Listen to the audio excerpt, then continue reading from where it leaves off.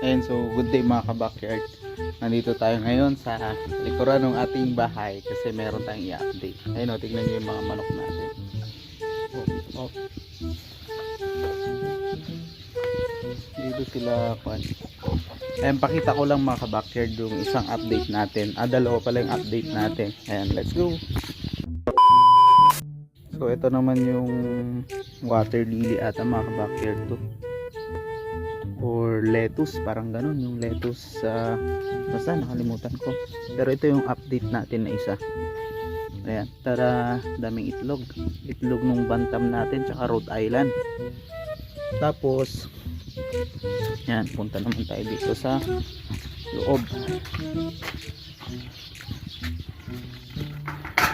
Ayan, so dito may good news tayo dito mga ka-backyard, kasi nga ayan, wala yung ating alaga dito, ang tawag doon, buried ba yun mga ka-backyard? Ayun o, buried na, so buntis, mga ganon. Ayan, hindi makita. Ayun o, subukan natin i-open yung, ayan o, ayun siya mga ka-backyard. Ayun, wag na lang natin stressin, baka magpagpag bigla. Yan, so yan yung ating alaga. Tapos ito yung iba. Pangit ng camera ko mga ka-backyard. Ayun o, yung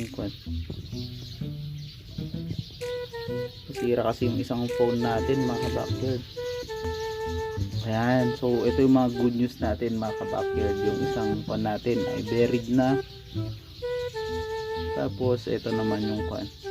So syempre ito salitan kasi yung ginagawa natin. Pag masyadong madumi na, nililipat na natin. Ayan, so 5 yung nandito mga ka-backyard. Hindi ko pa na-check kung may buried na din dito or buntis. Ayan, so tapos tatanggal na ako ng mga, ito yung mga water lily mga ka-backyard, kasi ayun, pasira na. Ayun, tignan nyo, kinakain ng mga alaga natin to.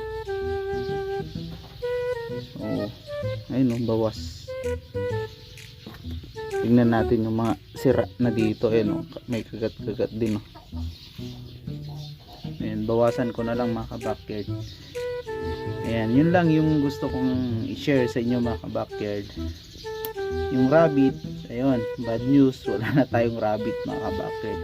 Tapos ano nga ba yung ginagawa ko dito? Ito lang, nalagay ako ng tubig, tapos ito yung pinakakon nila, tapos nagtutulo. Kaso ubos na yung tubig mga ka-backyard, kaya maglalagay tayo. Ayan yung tubig natin.